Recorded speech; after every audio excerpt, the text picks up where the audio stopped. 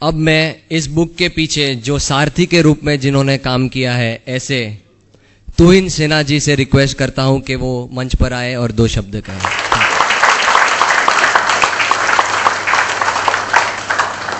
माननीय श्री नितिन जी गडकरी, श्री नानी कृपानी जी, श्री एमजे अकबर, श्री विनय सहस्रबुद्धे जी, श्री आशीष शेलार जी, श्री शोभित आर्य और यहाँ उपस्थित मेरे प्रिय दोस्तों, नितिन जी और उनके राजनीतिक सलाहकार श्री विनय सहस्रबुद्धे जी के साथ मेरी पहली मुलाकात आज से लगभग 3 साल पहले हुई थी।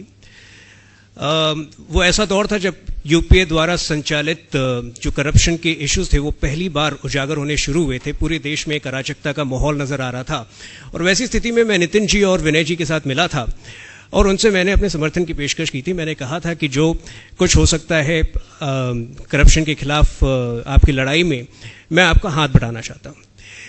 उसके उपरांत विनय जी के साथ मेरी 2-3 मीटिंग्स हुई और काफी विचार विमर्श हुए और विनय जी का एक सुझाव था कि जो करप्शन के खिलाफ हमारी लड़ाई है वो तो अपने लेवल पे चल रही है, लेकिन हमारा एजेंडा इससे कहीं बड़ा है और वो है कि देश की राजनीति का स्वरूप बदलना। उन्होंने नितिन जी के बहुत सारे ऐसे कार्य का उल्लेख किया मेरे समक्ष जिनके बारे में मुझे उससे पूर्व जानकारी नहीं थी। अर्बन इंफ्रास्ट्रक्चर के विषय पर जो उनके व्यूज हैं, जो नेशनल रिसोर्स मैनेजमेंट पे उनके व्यूज थे, रिन्यूएबल एनर्जी के विषय पर जो व्यूज थे, उनसे मुझे उजागर किया। और इसके उपरांत मैं नागपुर एक बार गया था प्रत्यक्ष तौर पे देखने के लिए उन कार्यों को, और नागपुर और विदर्भ के क्षेत्र में मैंने जो देखा उससे मैं बड़ा आश्चर्यचकित और हैरान रह गया था। नितिन जी की सोशल एंटरप्रेन्योरशिप इनिशिएटिव्स द्वारा लगभग 15,000 से ज्यादा लोगों को उस क्षेत्र में रोजगार प्राप्त हुआ है जहां बेरोजगारी बिल्कुल व्याप्त है। लगभग 2 लाख से ऊपर लोगों के जीवन में पॉजिटिव चेंजेस आई हैं। उन्होंने ऐसे क्षेत्र में चीनी का उत्पादन सफलतापूर्वक करके दिखाया जहां पिछले 50 सालों में क्लाइमेट की वजह से कोई भी जो क्लाइमेट कंड्यूसिव नहीं है चीनी के उत्पादन के लिए, चीनी की खेती के लिए, वहां कोई भी नहीं कर पाया था। वहां उन्होंने सफलतापूर्वक चीनी की खेती की। 2 विषय जो नितिन जी के हृदय के काफी करीब है वो सोलर एनर्जी का है और बायोफ्यूल का है। आज भी हमारे देश में लगभग 25% आबादी ऐसी है जिनके घरों में इलेक्ट्रिसिटी उपलब्ध नहीं है।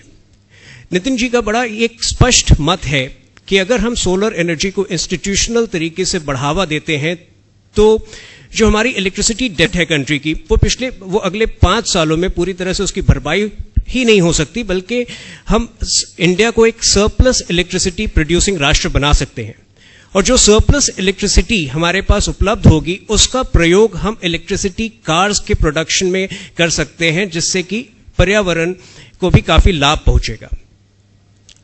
बायोफ्यूल एक और विषय है जिसपे नितिन जी ने लगभग सभी मंचों पर, सभी जगहों पर अपनी राय काफी खुलकर रखी है। बायोफ्यूल अगर हम इंस्टीट्यूशनल तरीके से अपनाते हैं तो उससे भी जो इंडिया का जो बजट ऑयल को इंपोर्ट करने में जाता है वो काफी कम होगा और पर्यावरण को लाभ मिलेगा। इस पुस्तक को लिखे जाने की प्रक्रिया में मुझे कई बार मैंने नितिन जी के साथ ट्रैवल किया और उन्हें नजदीक से मुझे जानने का अवसर प्राप्त हुआ। और नितिन जी में एक अद्भुत सादगी है। आज भी वो बहुत ही डाउन टू अर्थ व्यक्ति हैं। आज भी वो छोटी छोटी बातों में इंस्पिरेशन ढूंढते हैं। जब आप आज भी उनके कॉलर ट्यून में वो गाना है, इतनी शक्ति हमें देना दाता, कि मन का विश्वास कभी कम ना हो।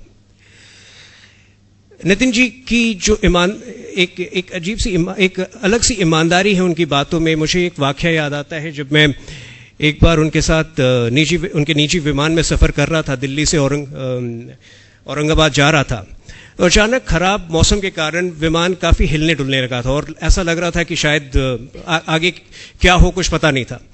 तो जब दोबारा संतुलन कायम हुआ एयरक्राफ्ट का, मैंने उनसे पूछा, आप एक बड़ा हाई फ्लाइंग जीवन जीते हैं, परिवार से अलग रहते हैं, कभी दिल्ली में, कभी मणिपुर, कभी उड़ीसा, आपको मौत से डर लगता है क्या आपको मौत से डर लगता है? और उन्होंने बड़े इत्मीनान से कहा कि मुझे मौत से डर नहीं लगता, क्योंकि मैं खुद को एक बहुत ही एवरेज व्यक्ति मानता हूं। अगर मेरे अंदर कुछ है तो आत्मविश्वास है और साहस है, इसलिए मैं आज के लिए जीता हूं, मुझे कल की परवाह नहीं है। इस नोट पे मैं ईश्वर से प्रार्थना करता हूं कि नितिन जी को दीर्घायु दें और नितिन जी आने वाले वर्षों में और दृढ़ संकल्प होकर देश को उन्नति और तरक्की मार्ग पर आगे ले जाए। इस पुस्तक के पीछे 3 लोगों का सबसे बड़ा योगदान रहा है, जिनको मैं विशेष तौर पर जिनके प्रति आभार प्रकट करना चाहता हूं। पहले हैं श्री विनय सहस्रबुद्धे जी, जिनका जिक्र मैं कर चुका हूं। श्री सुधींद्र कुलकर्णी जी, पता नहीं वो यहां मौजूद हैं या नहीं, लेकिन उनका श्री सुधींद्र कुलकर्णी जी, जिनका मार्गदर्शन बहुमूल्य था और जिनके सुझावों से पुस्तक में और निखार आया है। और श्री शोभित आर्या, पब्लिशर, जिनका सहयोग पिछले 3 सालों में हमेशा हमें प्राप्त था। बहुत बहुत धन्यवाद।